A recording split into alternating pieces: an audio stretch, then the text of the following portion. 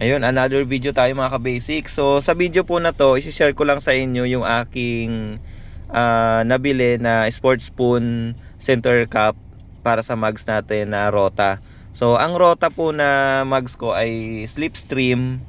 Tapos ito po yung size na pwede natin ilagay, kasi actually medyo nahirapan ako maghanap ng size na ilalagay doon sa center cup, kasi nga yung mga sedan ay meron po siyang screw dun sa gitna. So ang hirap niyang pagkasyahin kasi tumutukod dito sa gitna. Ito, tumatama yung center screw. Ngayon, ano nga ba yung saktong size na pwede nating ilagay, tapos yung saktong diameter naman nitong center cap, kasi iba-ibang size kasi yan eh. Ngayon, ang pinaka bilog na to 68 mm. Tapos yung sa nakaumbok naman sa lock, ayan, yung nakaumbok sa lock na yan, bali 64 mm. Tapos yung pinaka bilog sa gitna 62 mm. Yun yung pinaka size niya. So ilalagay ko na lang sa screen yung pinaka saktong size para masundan ninyo kung bibili kayo ng, or kung naghahanap kayo ng ganitong center cap. Tapos yung standard kasi na yung original ni Rota, ang problem kasi nakabili ako noon, medyo mahal siya kasi 400 bawat isa eh. So ito nasa 300 pesos lang, apat na. Ayan, apat na siya. Ilalagay ko na lang yung link sa video. Apat na siya, pero 300 plus lang. Unlike dun sa original na 400 plus, isa pa lang. Pero ang problem kasi doon, manipis to. So sa likod mo lang siya may lalagay, hindi mo siya pwedeng ilagay sa harap. So i-install ko siya at ipapakita ko sa inyo kung ano yung itsura niya kapag na-install. Ayan, ito kasi yung screw na to, tatama yan doon sa center cap kapag yung standard yung binili nyo. So may lalagay nyo lang yung center cap doon sa likod. Kaya maghahanap kayo ng medyo nakaganon para sumakto siya.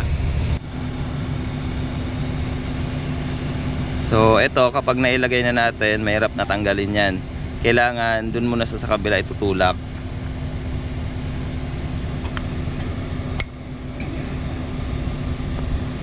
Ayan. So kayo na lang pipili ng kulay na gusto nyo. So ito kasi nabili ko ay itim.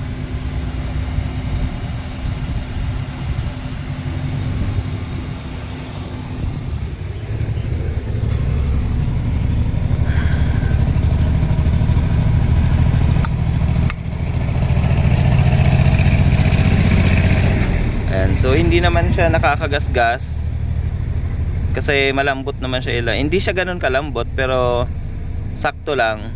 Konting tulak mo lang naman, okay na. So ayan yung itsura niya. Medyo pangit lang yung gulong ko kasi medyo napadaan tayo sa maputik na lugar.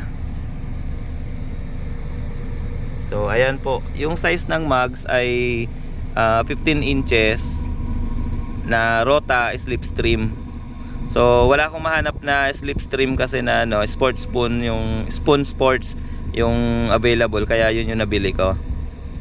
So plastic lang to, walang pintura. Pwede nyo siyang pinturaan kung gusto nyo ng ibang kulay, kasi doon sa nabilhan ko walang ibang available kundi lang, black lang.